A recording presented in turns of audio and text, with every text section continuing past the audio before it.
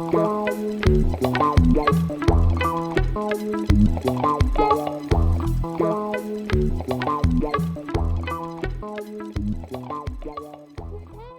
going to introduce the practical session I propose to you today. So you have, I guess that you can see the PDF file. So the idea of this practical session is to manipulate the different algorithms, to manipulate the notion of conjugate, the notion of duality, compute proximity operator, compute gradient, implement algorithm. And if you were to go through all the thing we detailed during this course, and in order to do that, what I often propose to students is to deal with this very basic example, which was my a toy example that I used during all the course, which is the piecewise constant denoising. So typically you have this piecewise constant signal and you have this noisy version, and so you want to denoise it. And so the objective of the practical session is first, so the piecewise denoising can be formulated like that. So the L2 norm plus the L1 norm applied on the operator, applied after, when X is transformed after the linear transform L, modeling the finite differential operator. And the idea is first to rewrite this primal problem as the following dual problem. And then to express to provide the link between the dual solution U lambda and the primal solution X lambda.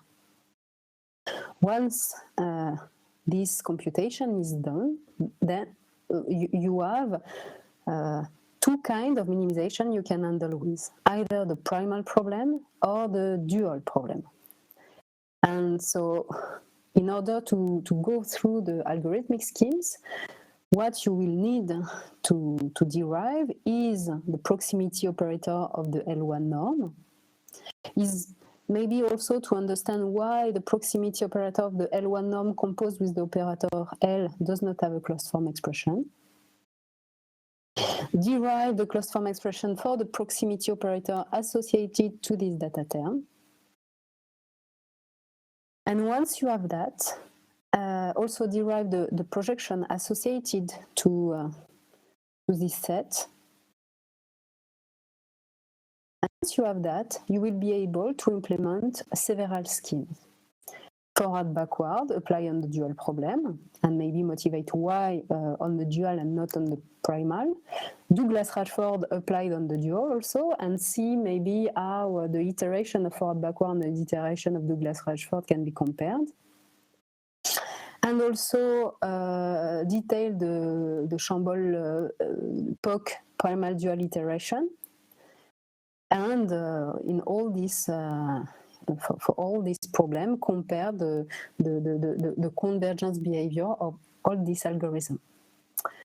So in order to do that, you have access to a notebook in Python, where actually, because we have not so much time, what I provide to you, it's all the code. So what I suggest to you is to read it, to maybe if you want, you can re-implement it by yourself just to see what is difficult or not, but you have the correction. And what I propose today is that if you have any correction, if you have any question, I'm here to answer your question. So I can suggest you to open the notebook in Python and to start. If you have any trouble, just let me know. And if you do not understand few answer in the practical session, just let me know. I'm here to answer to all your question. Maybe at the end,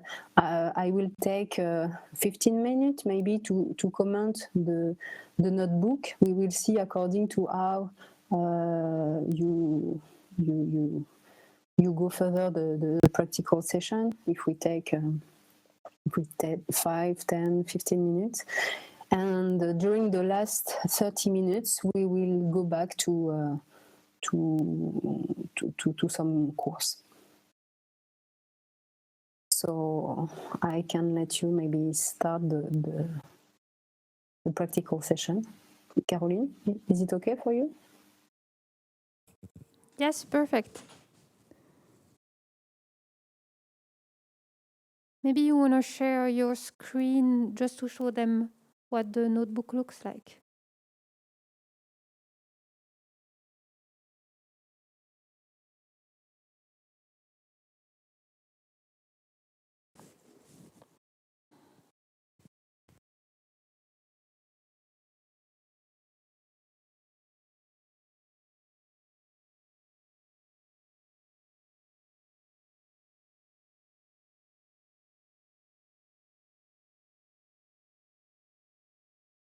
Caroline, it's not possible for me to hear something. Maybe you could open the mic of the room.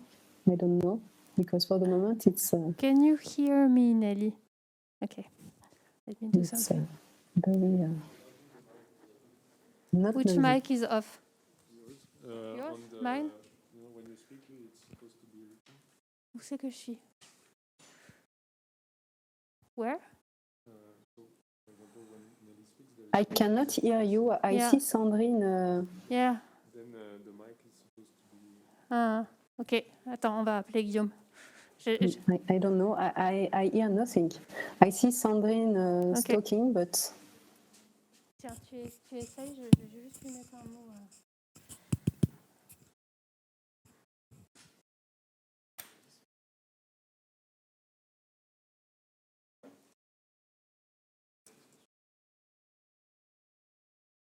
You are now muted. You are now unmuted. You are now muted.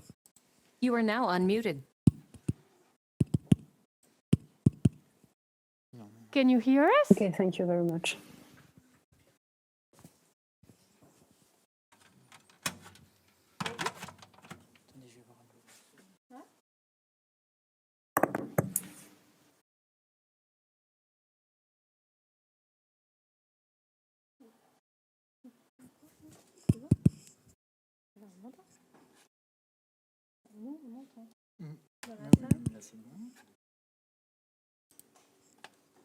Test, test.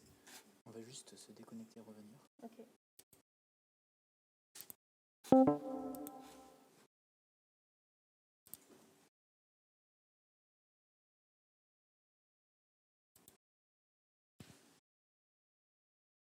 Test. You are now muted. You are now unmuted. Test. Ah, c'est bon, ça fonctionne. Cool, Nelly, you can hear me now. Ah, yes, perfect. Thank you very much. But it's not possible to see you anymore. I'll put that back again. Should be okay in a minute. Okay, thank you very much. You should see the room now. I Yes? see the room and I hear. So perfect. And you can hear me. So I was saying maybe you can share your screen with your Python notebook on it. Ah, okay. Okay, I'm trying to open it and I will share it. Yes, let me just 1 minute. And just for all the participants, I did put the link on the zip file with the notebook in the discussion on the left side of the panel.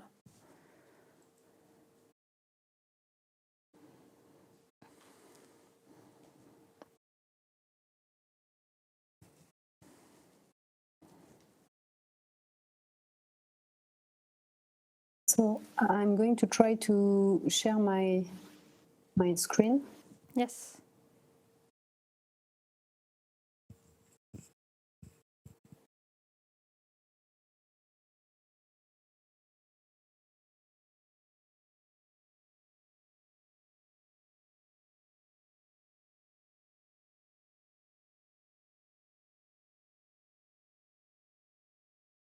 Could you see my screen right now? Yes. Yep. And so now you can see, I guess, the... Yes, your notebook. Okay, perfect. Perfect. So just to start, so here is just all the package you need to import. So this part you can run it. I'm going to comment it later. Is for the Douglas Rechford implementation. So it's one of the last questions. So do not focus on it. Then here is the definition of PSNR in order to compute the performance of the signal. And then here it's the download of the signal you want to analyze. So if you plot it, you obtain this piecewise constant signal, and then you degrade. You perform a degradation of this signal by adding noise on it. And so in the following, your degraded version will be denoted by Y. So here is the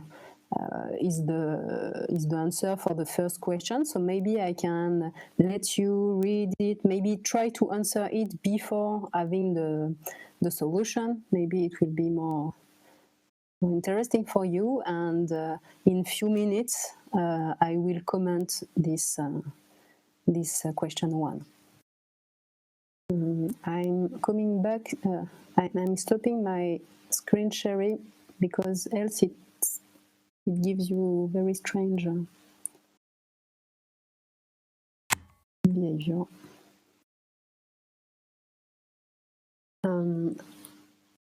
So Jeremy Cohen asked me a question about how Lagrangian duality and Moreau-Fanchen duality are related. So actually, you can establish some link. I really don't know if I don't know a good reference making properly the link between both. But okay, it's a good question. I don't know how can I answer it more. I know that you can establish some link, but I don't know a good reference describing it properly.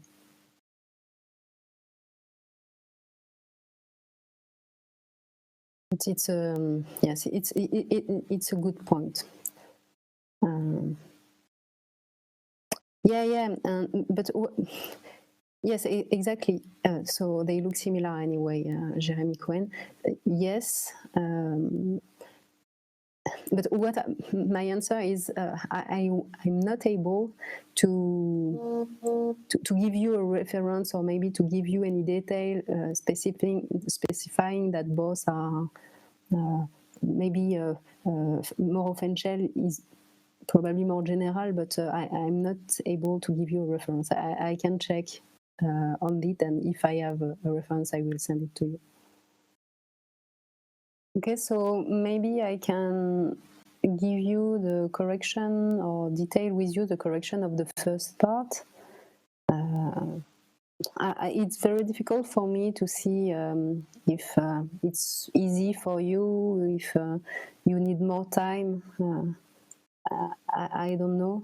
Maybe some of you, if you could you raise the hand if you already succeed to answer to question 1? Okay, so I suggest to give you at least the part to detail the correction of this first part. So this is the primal problem, and the first question is to derive the dual formulation, the dual problem associated to it. So the first thing is to notice, so these two lines are the one you can find in the course. So it was in part 7 of the course, and you see the primal problem is formulated as it, and the dual problem is formulated like this. So the question is, what is f, what is g, what is L in our context? So f is going to be the L2 norm, this term, minus y. G is going to be key times the L1 norm, and L is the discrete difference operator in our context. So now, if we want to derive the dual formulation, we need to compute the conjugate of f and the conjugate of g. So maybe maybe I can run the explanation, and if you have any question, please do not hesitate. So according and additionally, according to the duality theorem, the result you have is that f hat is related to x hat by the following relation, and x hat is related to v hat by the following relation. So we are going to use this element in order to prove these two results. So first, in order to define the conjugate of the function f star of f. So you can find this element in the course, but we can just start by taking the definition of the conjugate. So the conjugate is of a function u, f applied on u is the supremum of the sum of the scalar product between x and u minus the function we are interested in. So in our context, the 1 over 2 L2 norm of x minus y. Then, by standard derivation, and then you see if you sum these two terms, you obtain this scalar product. Minus 1 over 2 square norm of x minus 1 over 2 square norm of y.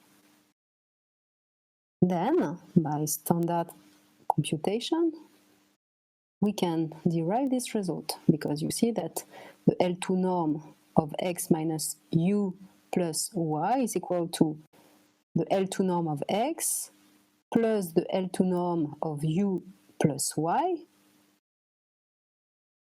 plus, so minus the scalar product between x and u plus y. So you have the scalar product, you have the norm, and for the norm of u plus y, it does not appear here, so you just need to, it's minus here, so you just need to add this quantity, and so you obtain these two terms are exactly equal to these two terms here.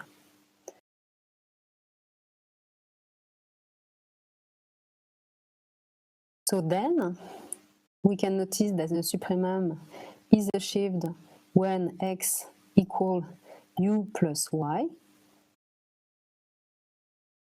And so if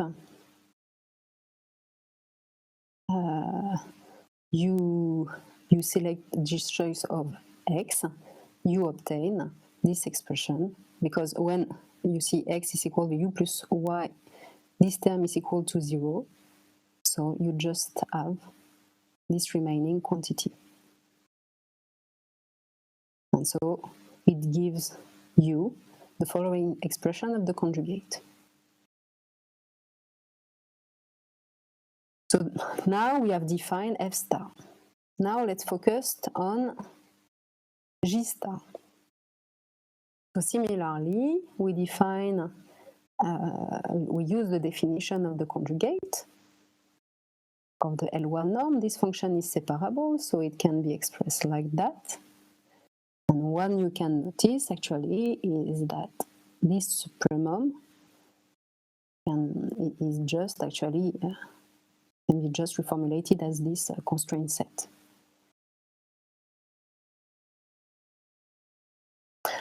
So this result is related to the one I gave you in the last slide of the course dedicated to the conjugate.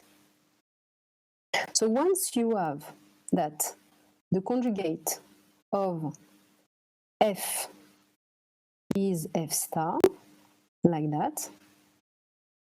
If you replace f star by this quantity, and if you notice that the second term does not depend of u, you see that minimizing,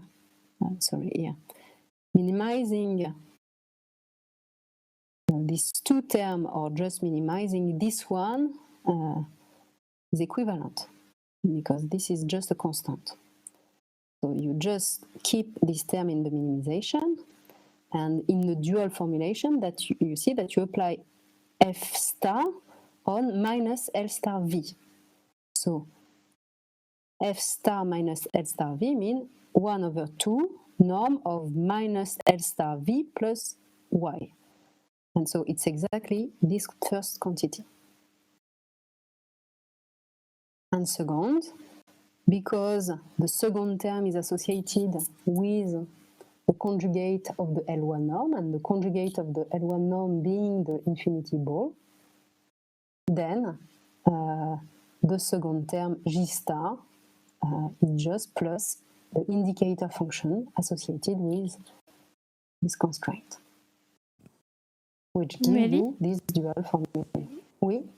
There's a question for the computation of G star, Yes. which is probably coming from the fact that there's a little typo between the norm of V1 and the sum of Ui between line 1 and 2. Okay. But you may want to come back to that. So, conjugate function G star, yes, just above that. Yes. And what? Okay, yes, true. It's just because here it should be a V. This is the point?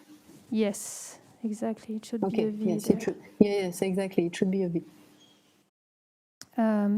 Philippe, is it better if it's a V? Or do you need more explanation about how to go from the first line to the second?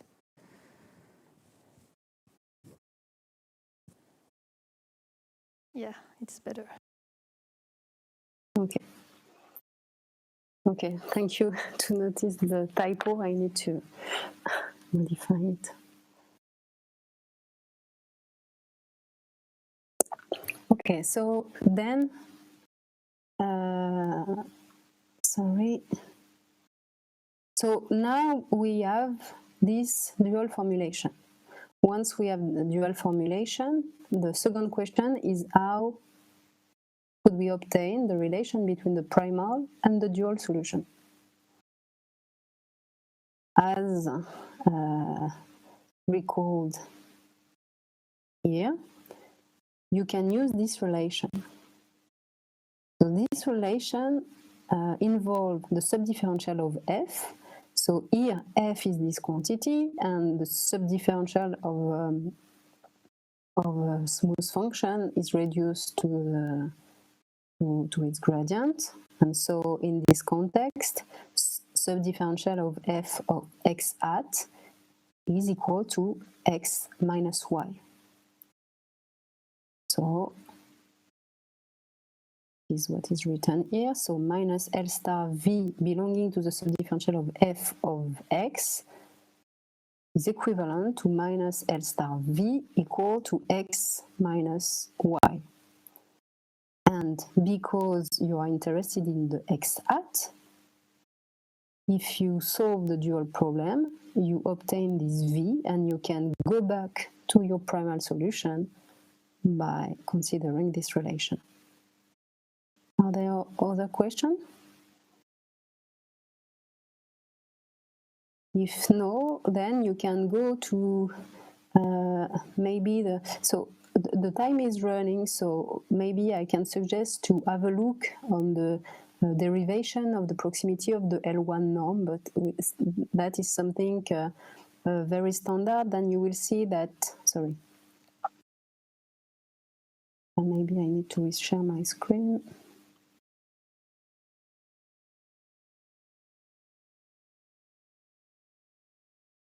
So I can suggest is that you take a few minutes to see the proof of the proximity operator of the L1 norm, then you see that there is the code associated to the proximity operator of the L1 norm, so you can run it. Then you also have the derivation of the proximity operator of F star. So if you have any question, please do not hesitate, but maybe I let you a few minutes maybe to see this computation, this one, and this one also, question 4. So it should be quite fast, and I will comment it in 5 minutes. So question 2, 3, and 4. And once we will have this different proximity operator, we will be able to start deriving algorithms.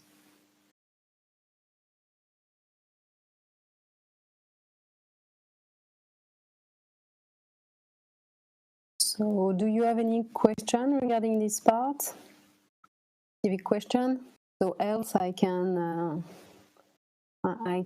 start to describe the computation. So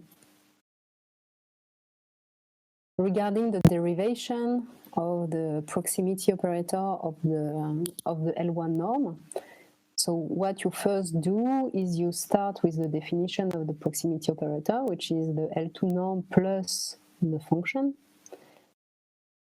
You can notice that this function is separable, so you can rewrite it like that.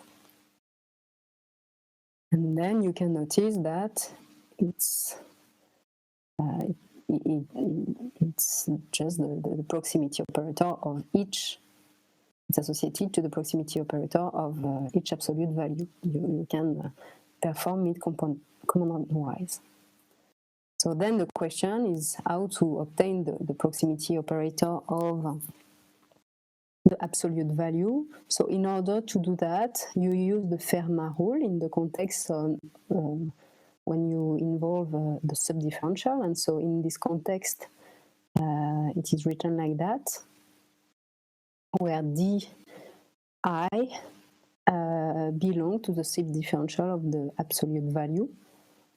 And as I illustrated in my course, the subdifferential is minus key if pi is lower than 0, key if pi greater than 0, and otherwise the value is between minus key and key if pi equals 0.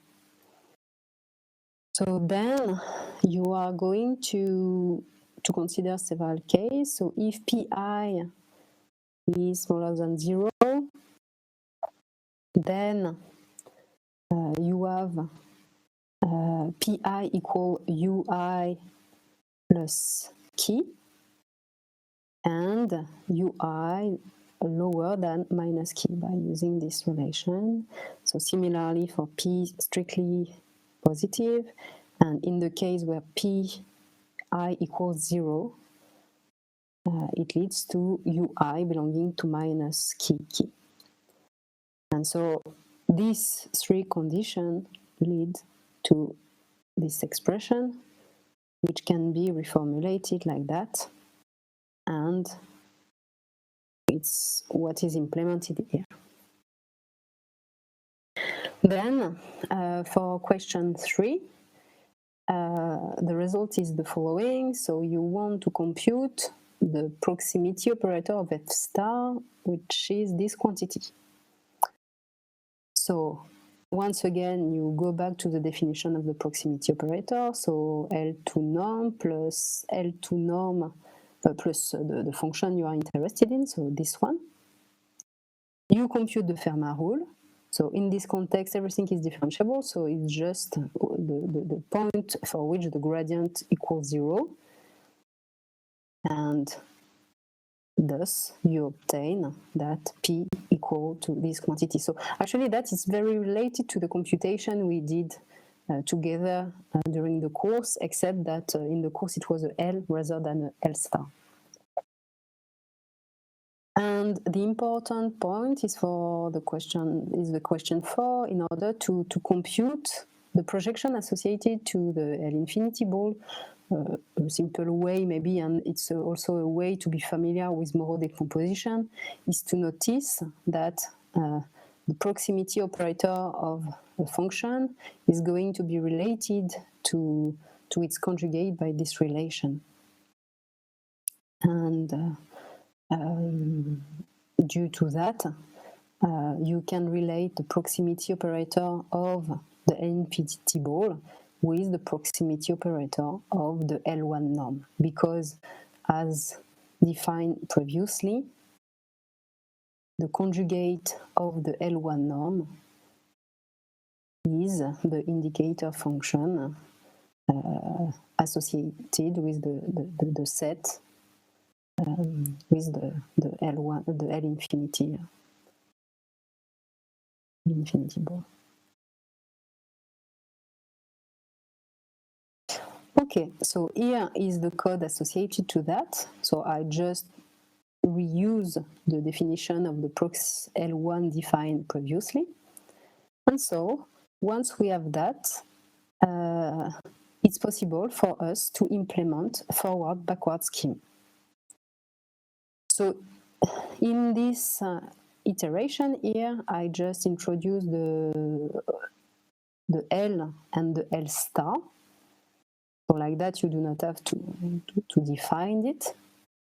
If you want, you can check that it's correctly implemented by computing the scalar product between, as I explained at the beginning. If you want to check that the L star is correctly implemented, you compute the scalar product between x and Ly and L star x and y. And if the two scalar products are the same, the implementation is correct. And then here you have the implementation of forward-backward. So what I suggest is that you check the iteration and ask questions if you have any. So I can let you 5 minutes for that. So are the iteration forward-backward clear for everybody? Is there everybody succeed to maybe run the forward-backward to understand properly each step of the algorithm, because it's very, the number of iteration is very limited. Could you raise the hand if everything is okay for you, just to understand if everybody understand, or if you have any question?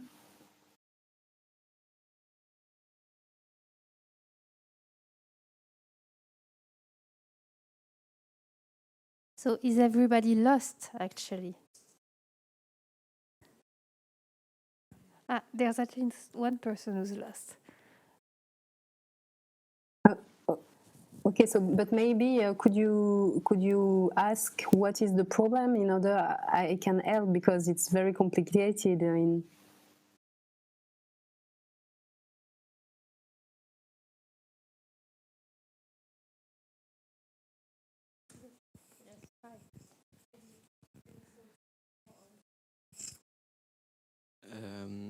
It's a bit hard to answer. I mean, I'm not familiar with this algorithm, and I'm just looking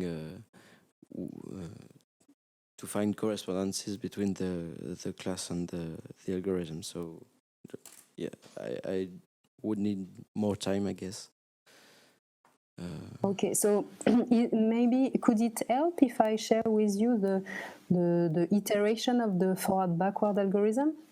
Oh, yeah, sure. Okay, so for instance, if I share the slides.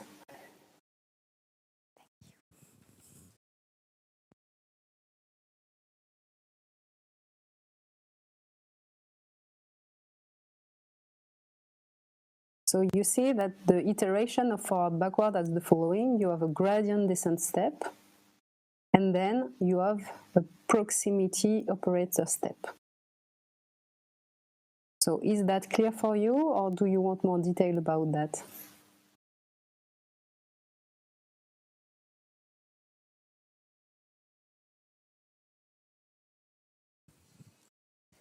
I can go even to basics if it's too complicated. Yeah, I could use more basics. So, okay, so for instance, you see here you have, so the function f in the context we are interested in is, I'm going to share my screen right now.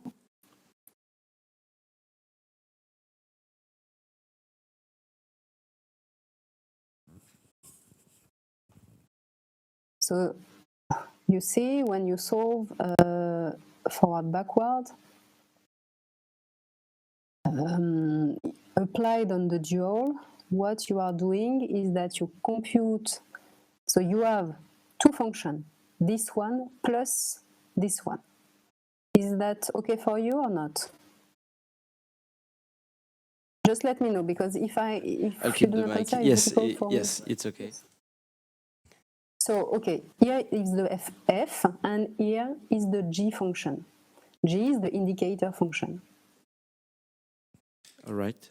So now you need to compute the gradient of this one and the proximity operator of this one, because actually this one is non-differentiable, so you cannot deal with the gradient of this one. Okay. So you compute the gradient of this one. So the gradient of this one is L times y minus L star u. And the proximity operator of this one is derived here, based on the L1, based on the proximity operator associated with the L1 norm. So now you have the proximity operator of the indicator function, you have the gradient, and so if I go back, let me maybe stop. So if I go back to the slide, I know how to compute the gradient, I know how to compute the proximity operator, and so I can implement the iteration. So now if I go back to the iteration,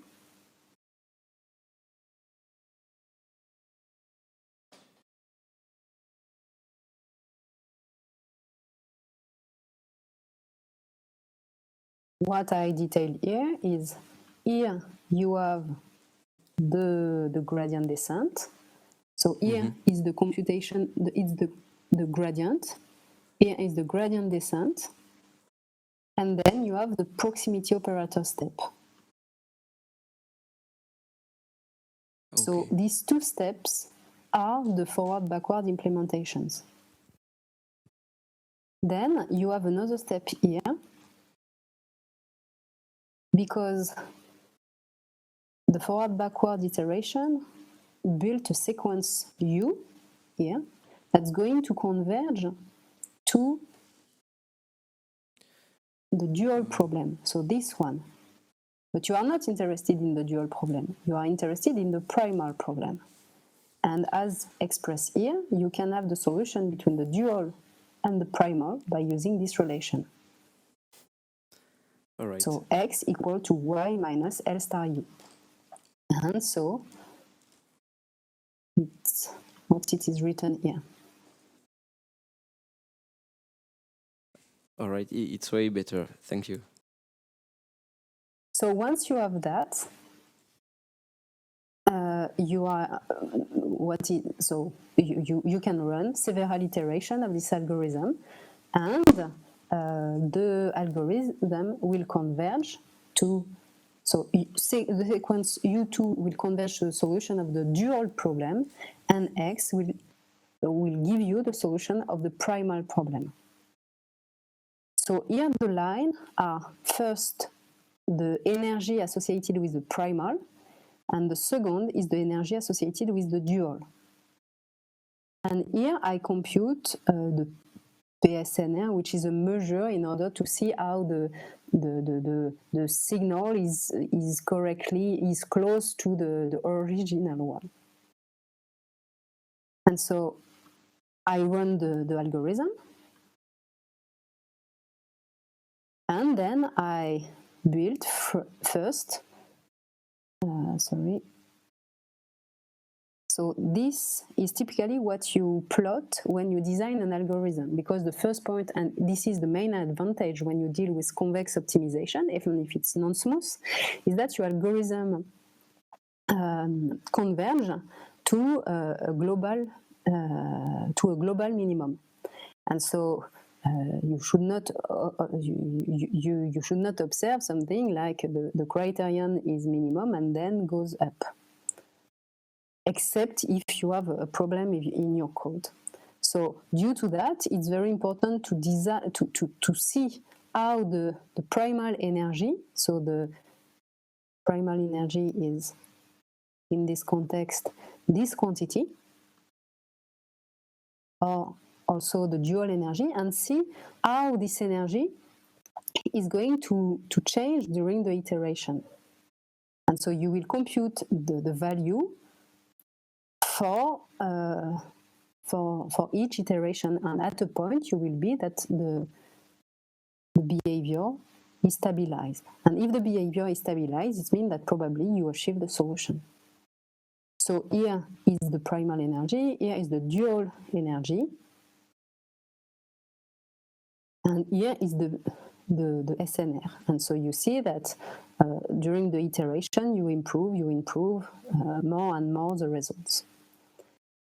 And this is typically what you obtain. So in blue is the noisy one, in green it's the original one, and in orange it's the denoised signal with this algorithm.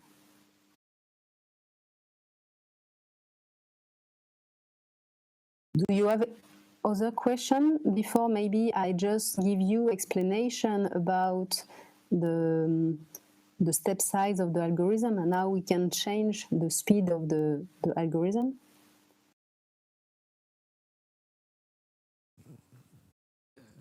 I have no more questions. Thank you.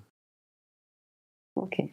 Thank you very much for asking, because if you do not ask question, for me it's a very difficult exercise to see if you understand correctly or not at all. So please do not hesitate.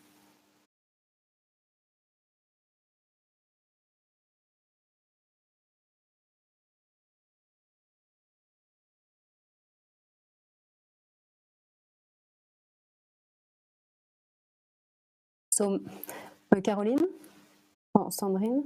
Yes. Do you have any other question? Maybe some other people lost and wanted more explanation just about this part, because it's not, if they need more time, either I need to know what is the problem, else it's difficult to know how to continue. There's no question in the room. There's a question in the remote. Yes, in this. Okay. You asked for derivative of proximity operator, and we just compute the proximity operator. I'm in Q3. So Q3. Yeah. So Q3, and what is your question? You asked for derivative of proximity operator, and we just compute the proximity operator. So actually, no, in Q3, for instance, this one, the first step is to define the proximity operator. So the proximity operator, you see, is this minimization problem, the sum of a L2 norm plus another L2 norm in this context.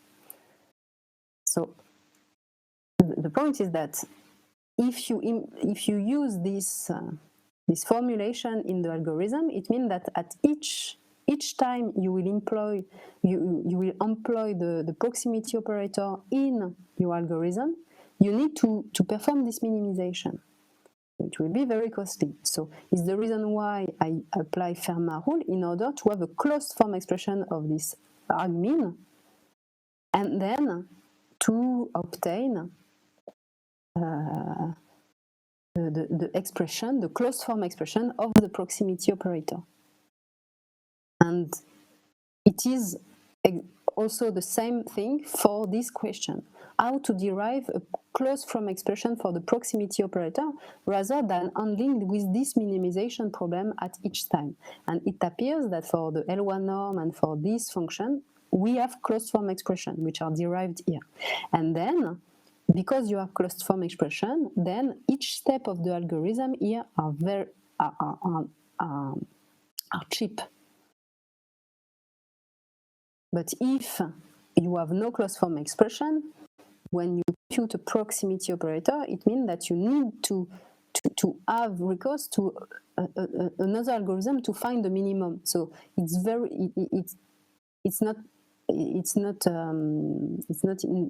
interesting in practice.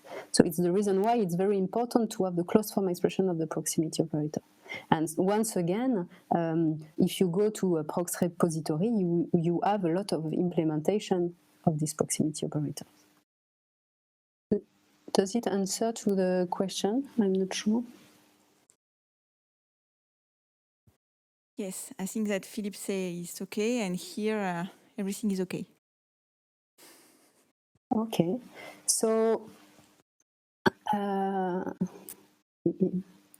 okay, Caroline, how do you want we should proceed? Because maybe I can start explaining the end on the practical session, but maybe it will be easier for me to have more questions. Else, I can just continue the. I think that you can comment your notebook because time is running, and Okay. I don't know if you want to go back to. Still plan to. Yes, we will see. There is another question, I think, right now. Maybe I can comment and I will see. Maybe I will give you just the main line of what is unfolded algorithm because I think it's very important. But Okay, I don't know, no problem. Hubert Le Terme is trying to write something, so I'm going to continue and just interrupt me if you write. Okay, no problem. Okay, so once you have implemented this algorithm, you see that an important parameter is this gamma. The gamma is the step size of the algorithm, and according how you select it, either the algorithm converge, either it will not converge, and it could converge more or less quickly. And so it's the experiment I run here. So I select different parameters. So one which is 1 over the Lipschitz constant. So the Lipschitz constant in our case will be the norm of the linear operator. And so it's the reason why you see here I set to 4, because in this context when I compute it, it's 4. But so you can either use the power method as I explained at the beginning of the course or other strategies to do that. And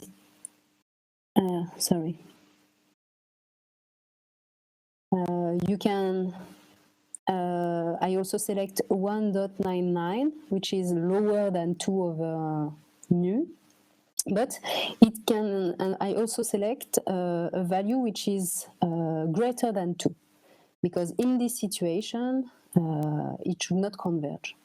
And so it's what I run here.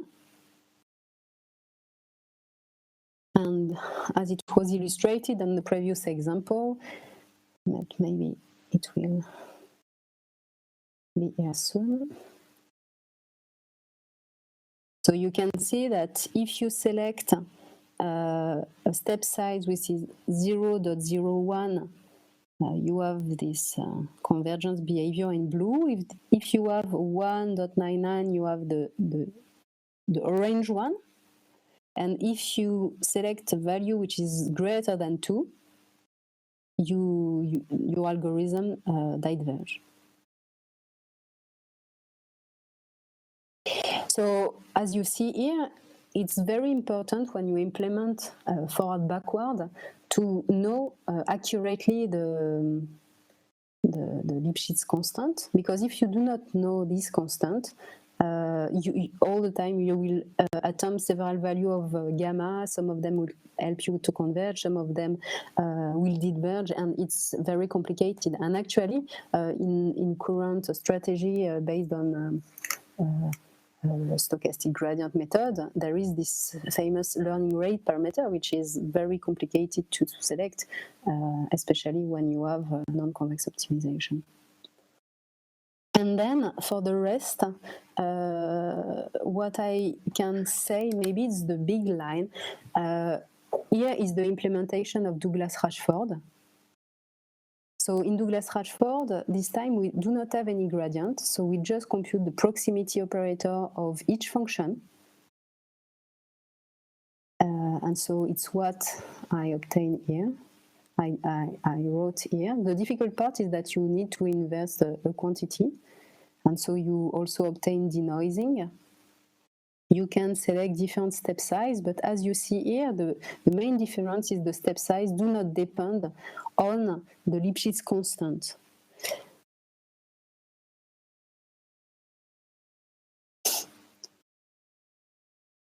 And as you can see, for several choice of gamma, all methods will converge to the same solution, but in this context, gamma equal 10 give the fastest solution. And so you can do the same thing with Chambol-Poc iteration. And so as you see, the iteration are it's just 2 lines. You can do the same thing. And at the end, you can compare all the energy, the one with forward-backward, with Douglas-Rashford, with Chambol-Poc, and you can see that all methods converge to the same thing. And it seems that Douglas-Rashford is the most efficient. Okay, do you have any question about this part?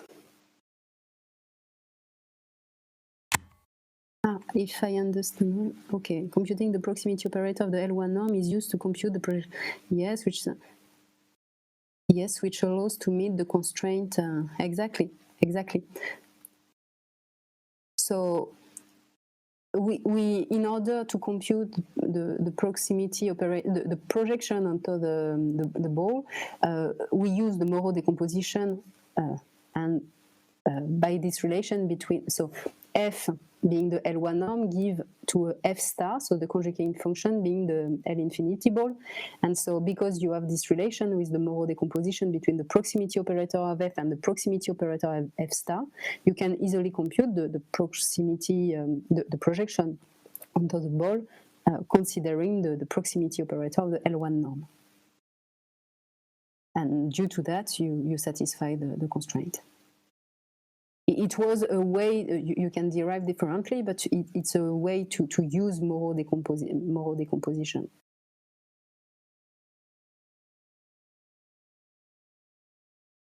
Is there other questions? Okay, thank you, Caroline. Are there other questions in the room? Nobody. Okay, so maybe if there is, if you have no more question, so maybe I really sorry if it was too difficult to understand, but without any question, it's difficult to answer. So maybe if do not hesitate to send me a mail if you do not understand the notebook, and if it was too easy, okay, well, it's nice you have implemented all the forward backward Douglas-Rashford and primal dual and see comparison between them, so nice. What I would like to conclude with, because I have 2 other parts, but I will have no time to give you all the detail. What I would like just to mention is some algorithm which are called unfolded algorithm, and I think nowadays it's very important to know a bit about this algorithm. So I still have 10 minutes, so I will give you the main lines, and I hope you will understand it.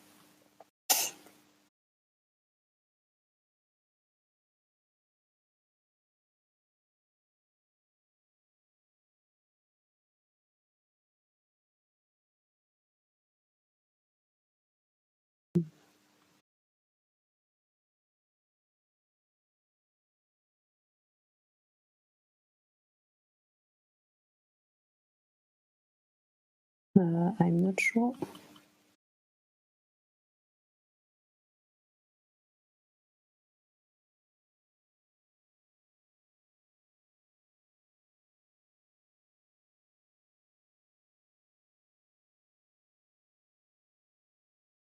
It's very strange. I'm not sure. I'm going to. Okay.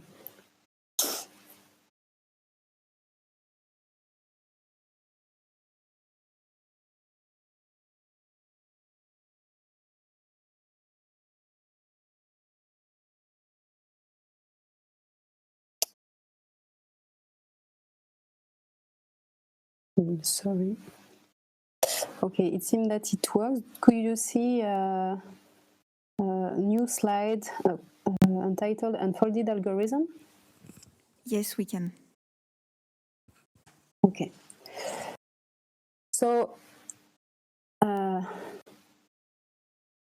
think that most of you are now familiar, or at least already hear about deep learning.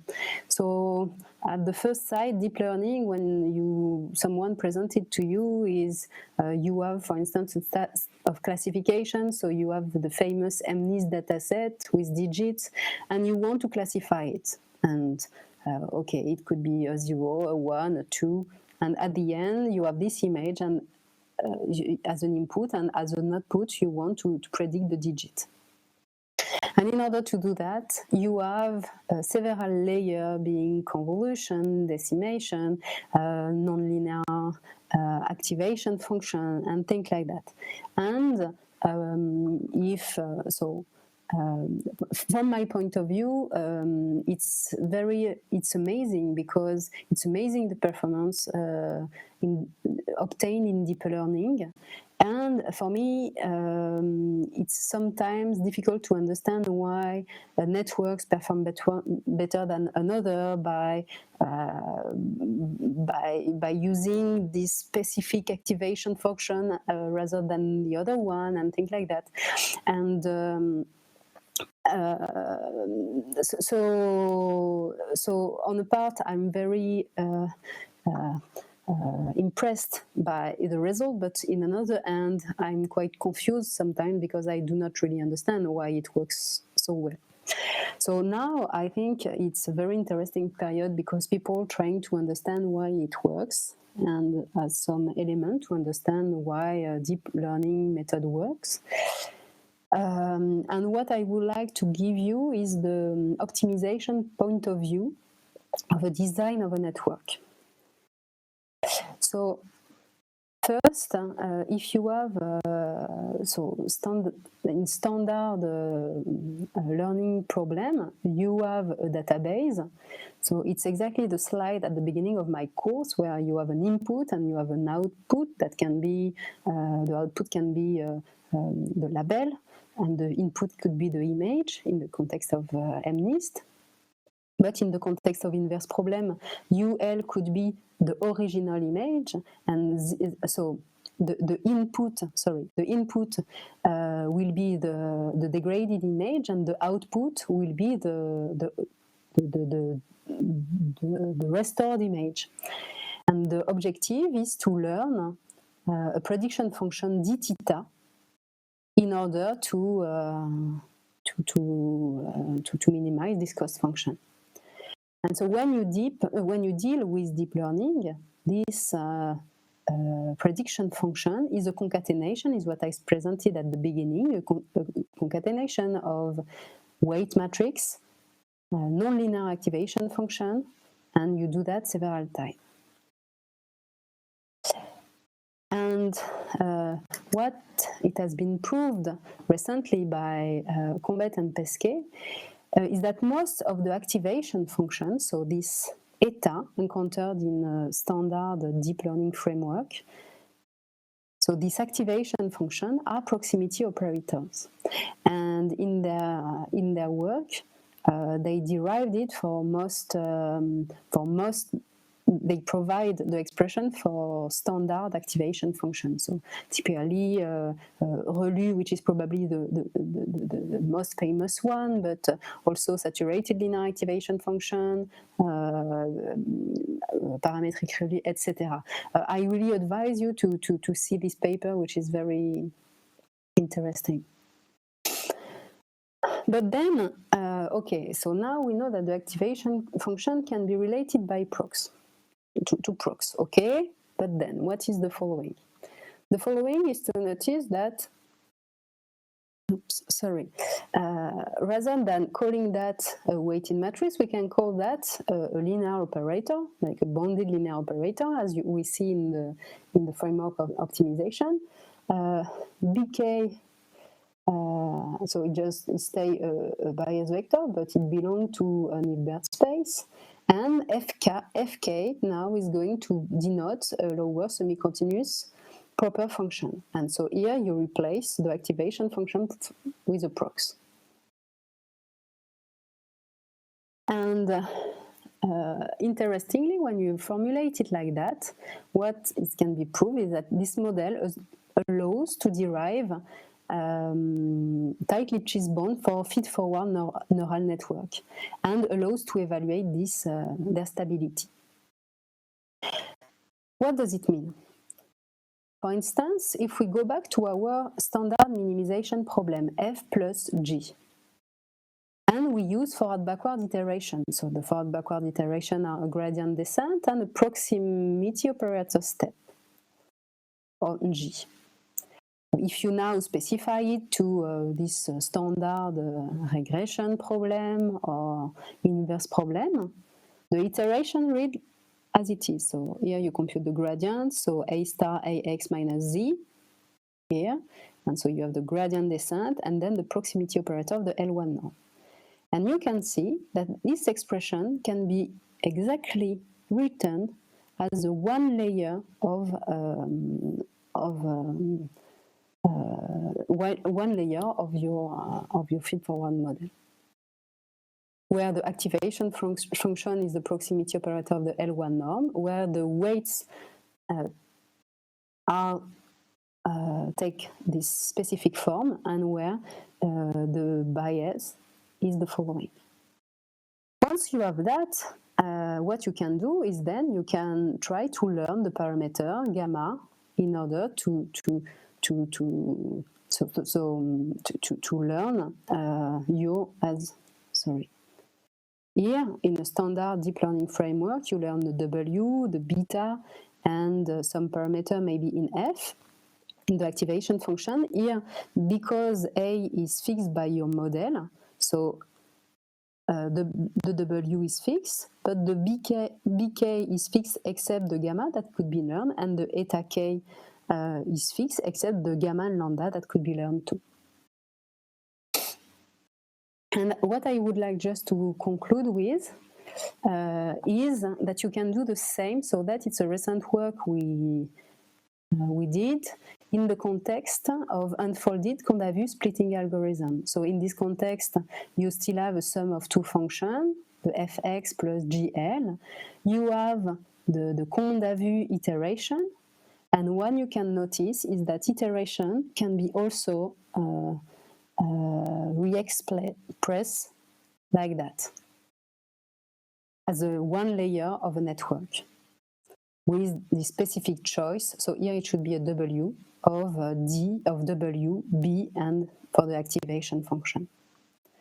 And maybe I can skip directly to the result just to see how this kind of scheme work. So here is an example on image restoration. So here is the original image, Z is the degraded image. That is standard formulation when you minimize directly this energy with typically a Kondavus iteration. You obtain this kind of result. Here is the result you obtain with deep neural network, but without knowledge about inverse problem literature. And here is the result you obtain when you design a network by using Kondavus iteration. And you see that the results are quite good, and actually they are also quite robust. So you have more results in this work if you are interested in. And so I would like to conclude on that, saying that I find very interesting in this unfolded algorithm the fact that you built a neural network using all the knowledge since, let's say, the knowledge of 20 years, maybe more, in problem in order to design it, and you obtain at least as good and even better result that if you use, let's say, blind neural network. And so I think it's interesting for future research. Okay, so I'm going to conclude. So it's my conclusion. So in the next slide, there are information regarding non-convexity, regarding also acceleration schemes, and also about stochastic algorithm. So I let you the slides if you want any information of it on it. I'd be pleased to answer to your question. So thank you very much once again for letting me the opportunity to present all this. Thanks. Thank you, Nelly.